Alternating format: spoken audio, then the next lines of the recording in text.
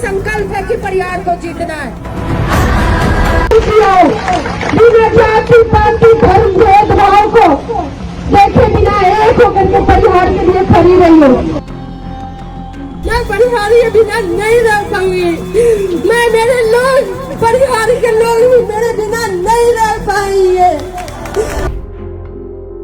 करके मर जाऊंगा, नहीं मर जाऊंगी, परिहार पाऊंगी, परिहार कर देना। साल में परिहार रुचि है। जब बाढ़ आया था मैं अपने पंचायत की मुखिया थी, लेकिन पंचायत में लोगों की मदद करने के लिए कोई नहीं आया। एक को रख के आप लोग क्या करेंगे जिसकी बात सीओ भी नहीं मानती है। इसको हटाना जरूरी है। 15 साल के इस लाचार विधायक को हटाना जरूरी है।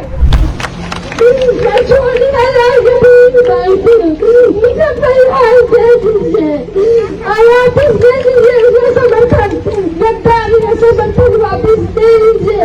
मैं झोली फैलाई बोलती लालू जी, मैं झोली फैलाई बोलती तो जैसे मुझे परिहार दे दीजिए। मैं परिहार के बिना नहीं रह पाऊंगी। मैं मेरे लोग परिहार के लोग मेरे बिना नहीं रह पाएंगे। मैंने 10 साल में परिहार रुचि है। जब बाढ़ आया था मैं अपने पंचायत की मुखिया थी, लेकिन पंचायत में लोगों की मदद करने के लिए कोई नहीं आया।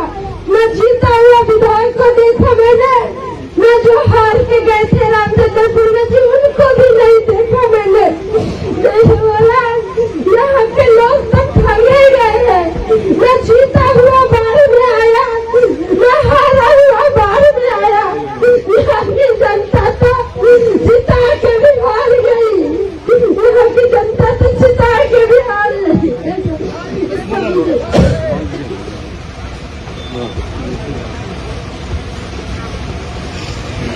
कोरोना आया तब भी मैंने देखा न जीता हुआ आया न हारा हुआ आया।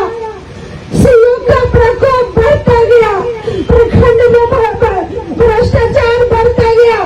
गायत्री देवी जी ने कहा सीओ मेरी बात नहीं मानती है। इतने लाचार विधायक को रख के आप लोग क्या करेंगे जिसकी बात सीओ भी नहीं मानती है। इसको हटाना जरूरी है। 15 साल के इस लाचार विधायक को हटाना जरूरी है।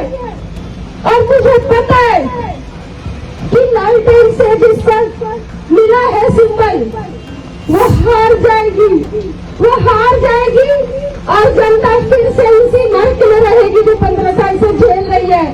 उसके जीतने का तो सवाल ही नहीं उठता। उसकी बात ही हम क्यों कर रहे हैं?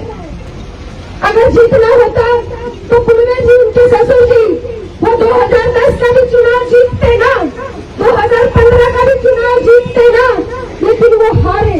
2010 का भी चुनाव परिहार विधानसभा का रामचंद्रपुर में जी हारे, 2015 का भी चुनाव वो हारे। क्योंकि जब सोनवर्षा विधानसभा था तो कुछ जाति समीकरण के कारण वो विधायक बने, लेकिन जब परिहार विधानसभा हुआ कई पंचायत कट जाने के बाद उनका जीतना असंभव था और असंभव है, वो नहीं जीत सकते।